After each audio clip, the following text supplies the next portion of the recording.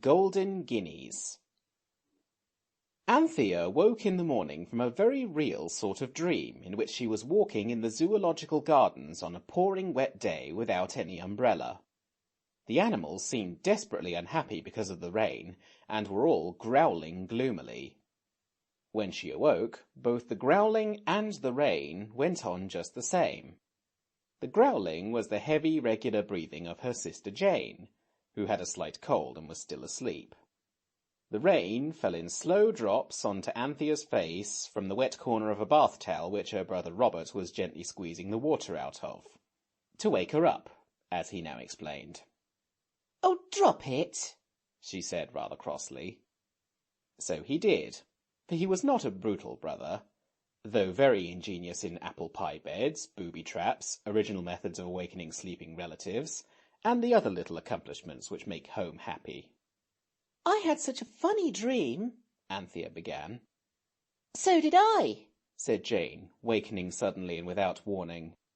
"I dreamed we found a sand fairy in the gravel pits, and it said it was a Sammy had, and we might have a new wish every day, and—" "But that's what I dreamed," said Robert. "I was just going to tell you, and we had the first wish directly it said so.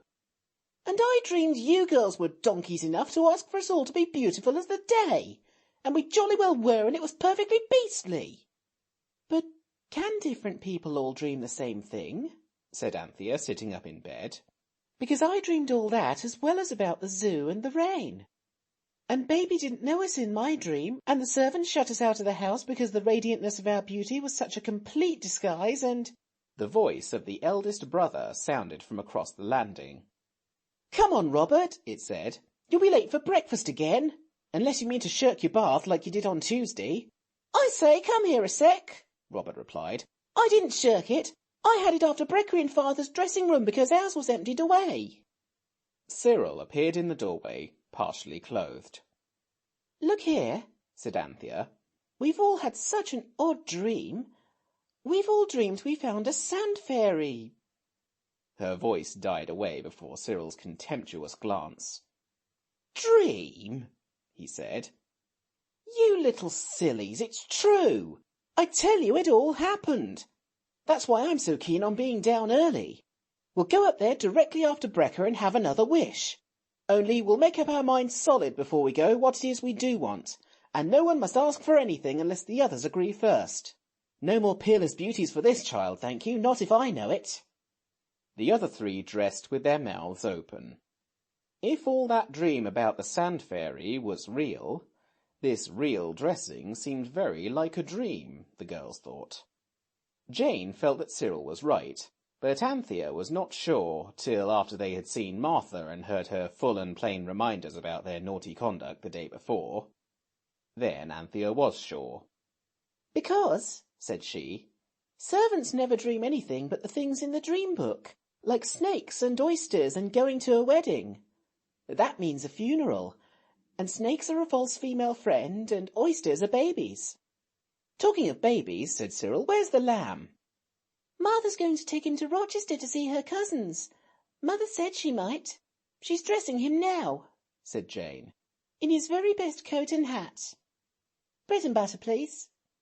"She seems to like taking him too," said Robert in a tone of wonder. "Servants do like taking babies to see their relations," Cyril said. "I've noticed it before, especially in their best things." "I expect they pretend they're their own babies, and that they're not servants at all, but married to noble dukes of high degree, and they say the babies are the little dukes and duchesses," Jane suggested dreamily, taking more marmalade. "I expect that's what Martha'll say to her cousin. She'll enjoy herself most frightfully." "She won't enjoy herself most frightfully carrying our infant duke to Rochester," said Robert. "Not if she's anything like me, she won't." "Fancy walking to Rochester with a lamb on your back. Oh, crikey!" said Cyril in full agreement. "She's going by carrier," said Jane. "Let's see them off, then we shall have done a polite and kindly act, and we shall be quite sure we've got rid of them for the day." So they did.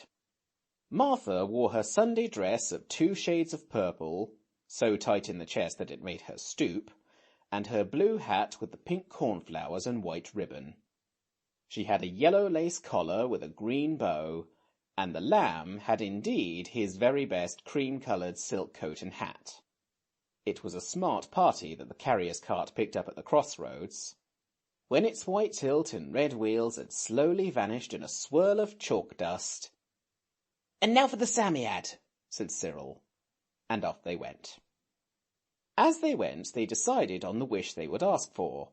Although they were all in a great hurry, they did not try to climb down the sides of the gravel pit, but went round by the safe lower road as if they had been carts.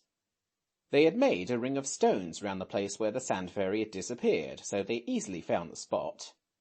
The sun was burning and bright, and the sky was deep blue without a cloud. The sand was very hot to touch.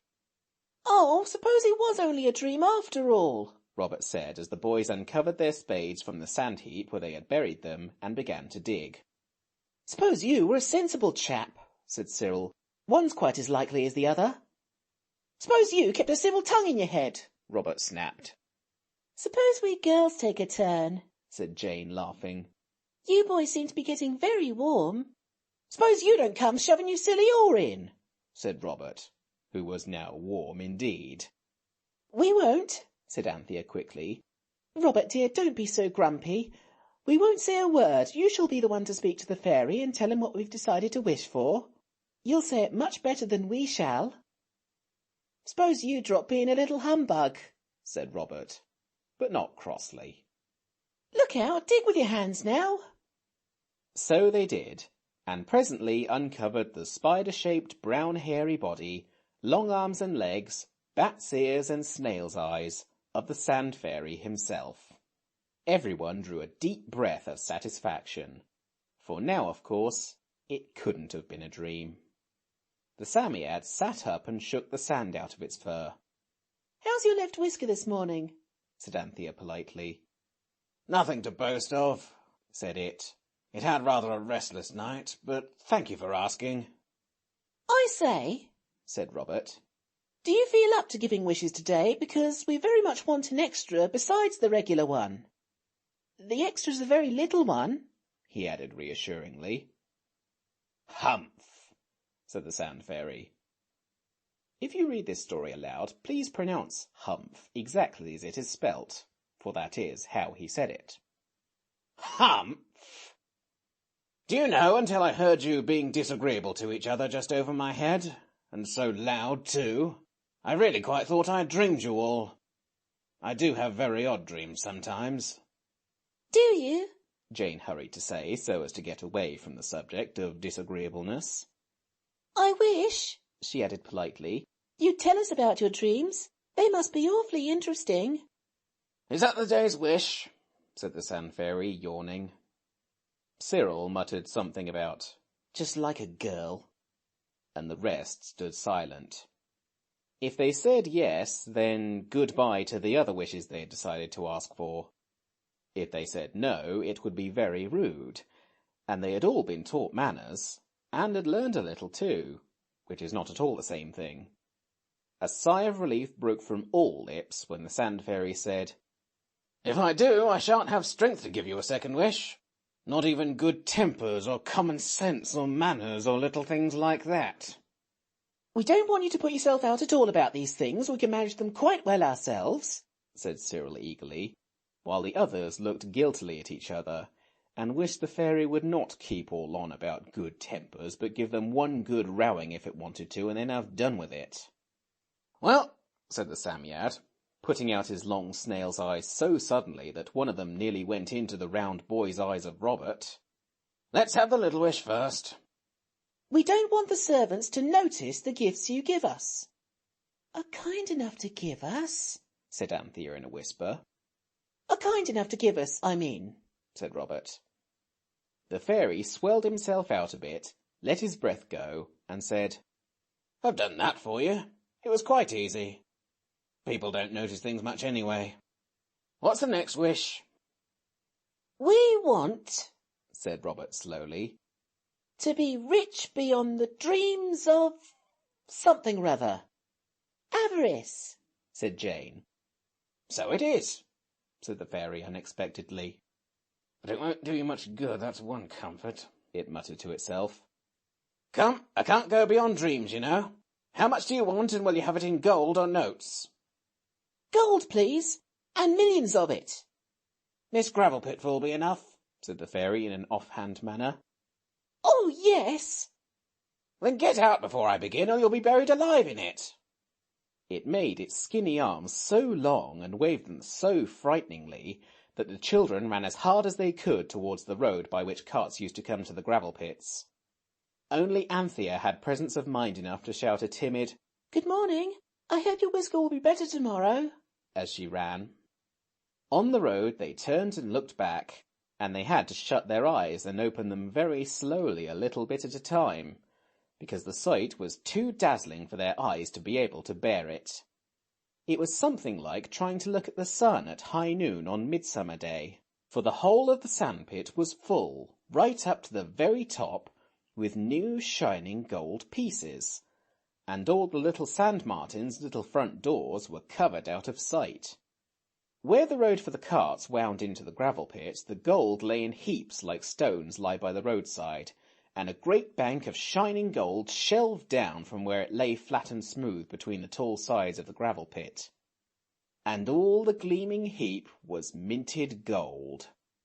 And on the sides and edges of these countless coins, the midday sun shone and sparkled and glowed and gleamed, till the quarry looked like the mouth of a smelting furnace, or one of the fairy halls that you see sometimes in the sky at sunset. The children stood with their mouths open, and no one said a word. At last Robert stopped and picked up one of the loose coins from the edge of the heap by the cart road, and looked at it. He looked on both sides. Then he said in a low voice, quite different to his own, "It's not sovereigns. It's gold anyway," said Cyril. And now they all began to talk at once. They all picked up the golden treasure by handfuls and let it run through their fingers like water, and the chink it made as it fell was wonderful music. At first they quite forgot to think of spending the money, it was so nice to play with. Jane sat down between two heaps of gold, and Robert began to bury her, as you bury your father in sand when you're at the seaside and he has gone to sleep on the beach with his newspaper over his face. But Jane was not half buried before she cried out, "Oh, stop, it's too heavy, it hurts." Robert said, "Bosh," and went on. "Let me out, I tell you," cried Jane, and was taken out, very white and trembling a little. "You've no idea what it's like," said she. "It's like stones on you or like chains." "Look here," Cyril said. "If this is to do us any good, it's no good our staying gasping at it like this. Let's fill our pockets and go and buy things. Don't you forget it won't last after sunset. I wish we'd asked the Psammead why things don't turn to stone. Perhaps this will. I'll tell you what, there's a pony and cart in the village." "Do you want to buy that?" asked Jane. "No, silly, we'll hire it. And then we'll go to Rochester and buy heaps and heaps of things. Look here, let's each take as much as we can carry." "But it's not sovereigns. They've got a man's head on one side and a thing like the ace of spades on the other." "Fill your pockets with it, I tell you, and come along. You can jaw as we go if you must jaw." Cyril sat down and began to fill his pockets. "You made fun of me for getting father to have 9 pockets in my Norfolks," said he. "But now you see." They did. For when Cyril had filled his 9 pockets and his handkerchief and the space between himself and his shirt front with the gold coins, he had to stand up. But he staggered and had to sit down again in a hurry. "Throw out some of the cargo," said Robert. "You'll sink the ship, old chap. That comes of 9 pockets." And Cyril had to. Then they set off to walk to the village.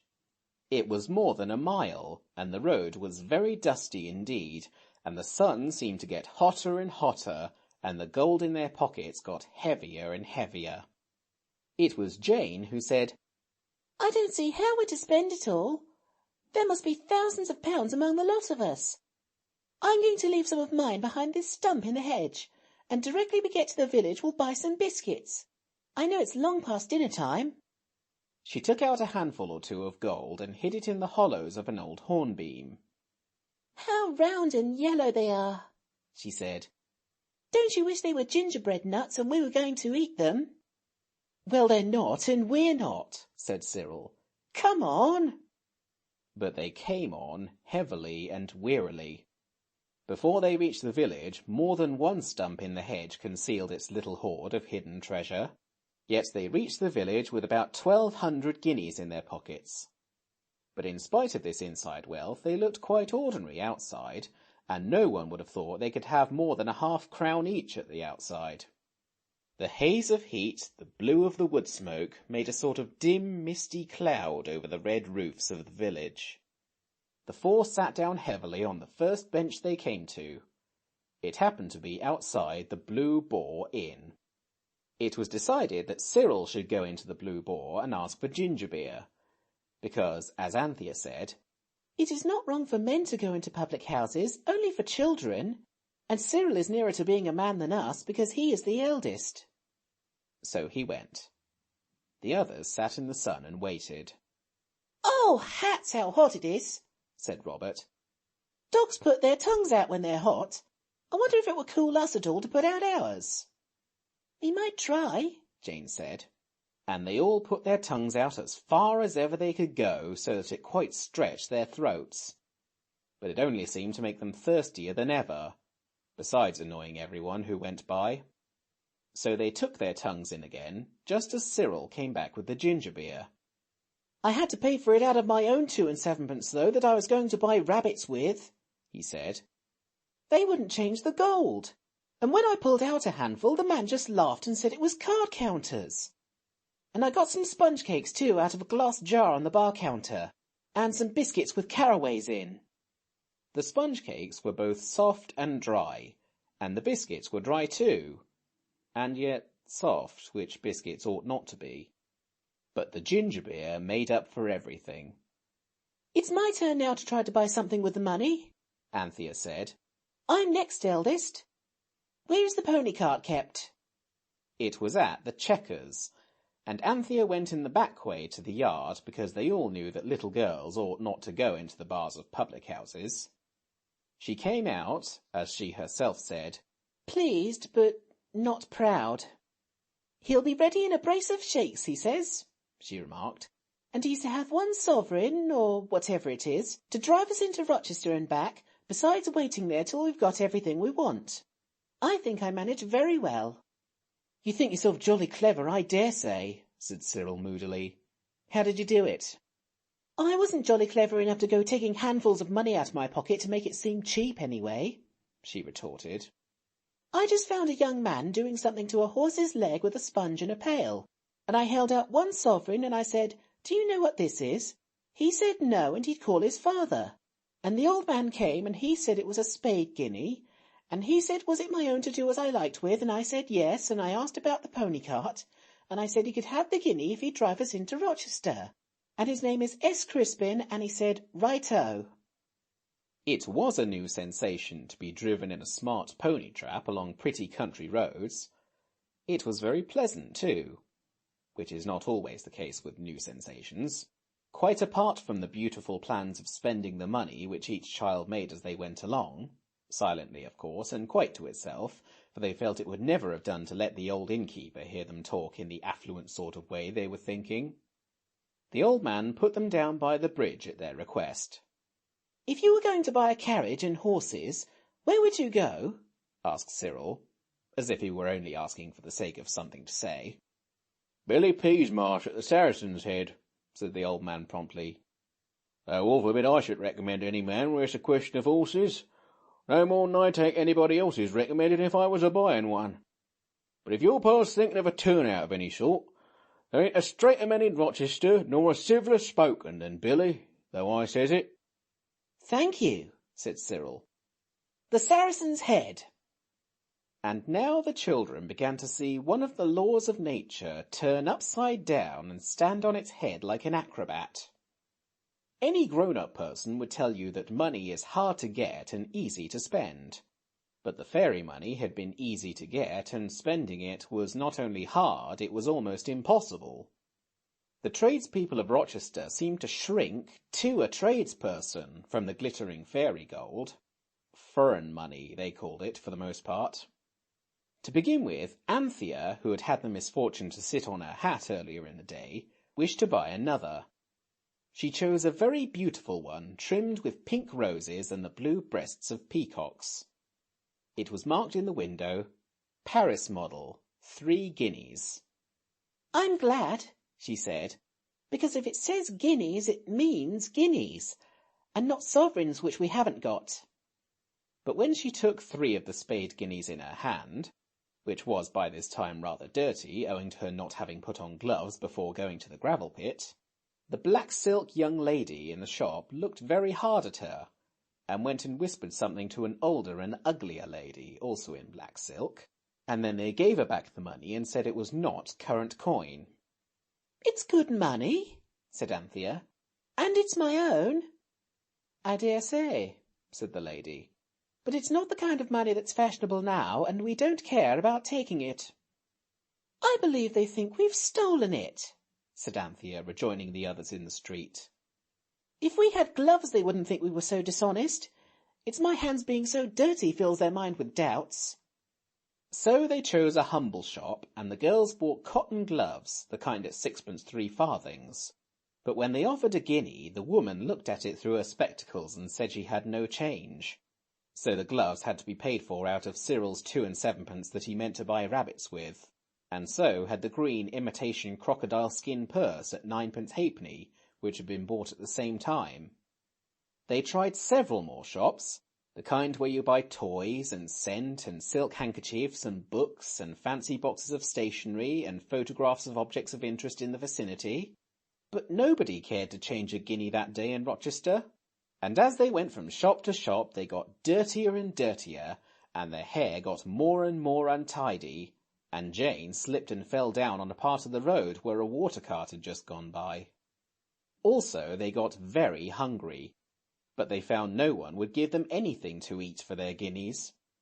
After trying 2 pastry cooks in vain, they became so hungry, perhaps from the smell of the cake in the shops, as Cyril suggested, that they formed a plan of campaign in whispers and carried it out in desperation.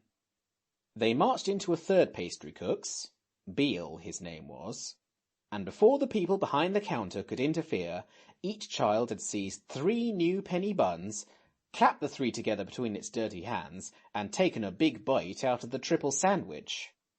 Then they stood at bay with the 12 buns in their hands and their mouths very full indeed. The shocked pastry cook bounded round the corner. "Here," said Cyril, speaking as distinctly as he could and holding out the guinea he got ready before entering the shop. "Pay yourself out of that." Mr. Beale snatched the coin, bit it, and put it in his pocket. "Off you go," he said, brief and stern like the man in the song. "But the change?" said Anthea, who had a saving mind. "Change?" said the man. "I'll change you. Out you goes, and you may think yourselves lucky I don't send for the police to find out where you got it." In the castle gardens the millionaires finished the buns, and though the curranty softness of these were delicious and acted like a charm in raising the spirits of the party, yet even the stoutest heart quailed at the thought of venturing to sound Mr. Billy Peasmarsh at the Saracen's Head on the subject of a horse and carriage. The boys would have given up the idea, but Jane was always a hopeful child, and Anthea generally an obstinate one, and their earnestness prevailed.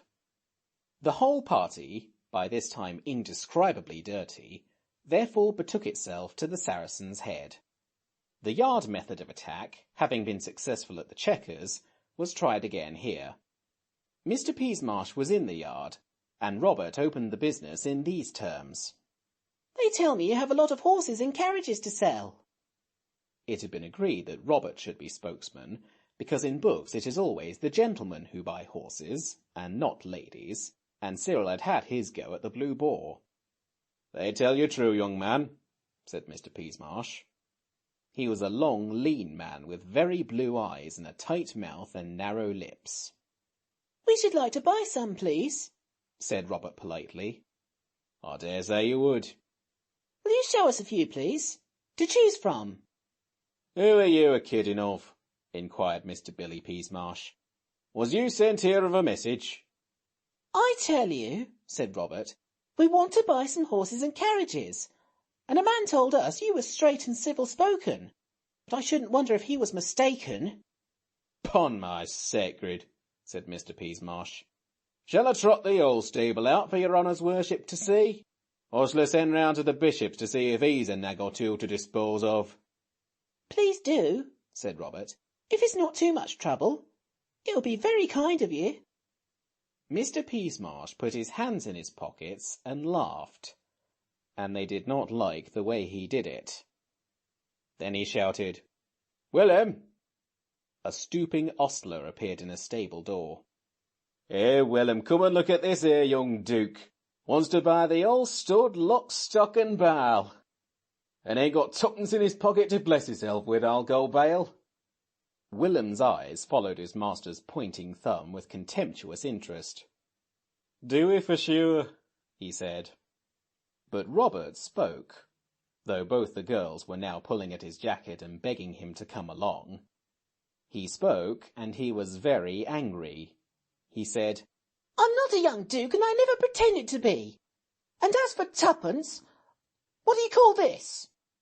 And before the others could stop him, he had pulled out 2 fat handfuls of shining guineas and held them out for Mr. Peasmarsh to look at. He did look. He snatched one up in his finger and thumb. He bit it, and Jane expected him to say, "The best horse in my stables is at your service." But the others knew better. Still, it was a blow even to the most desponding, when he said shortly, "Willem, shut the yard doors." And Willem grinned and went to shut them. Good afternoon, said Robert hastily. We shan't buy any of your horses now, whatever you say, and I hope it'll be a lesson to you.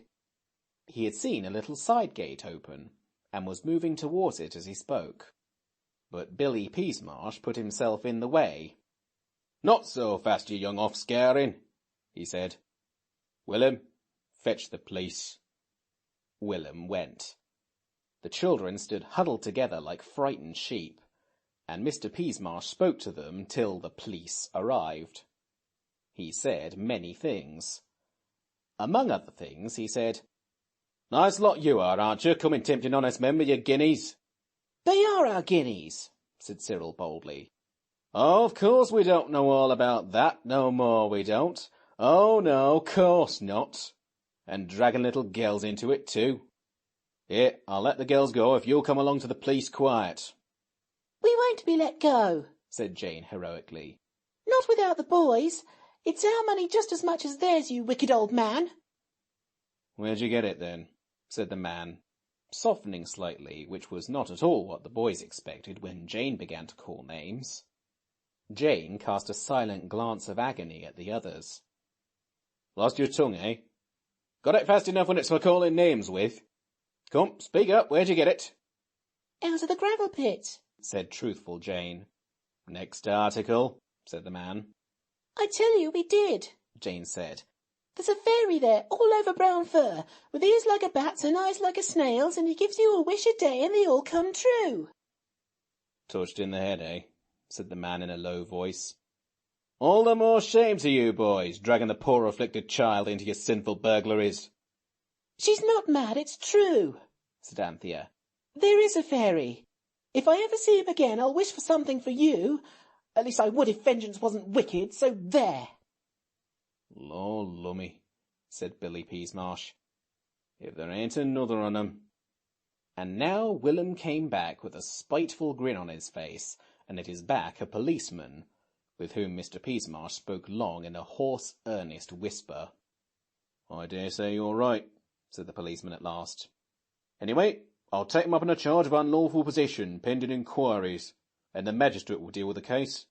Send the afflicted ones to a home as likely as not, and the boys to a reformatory.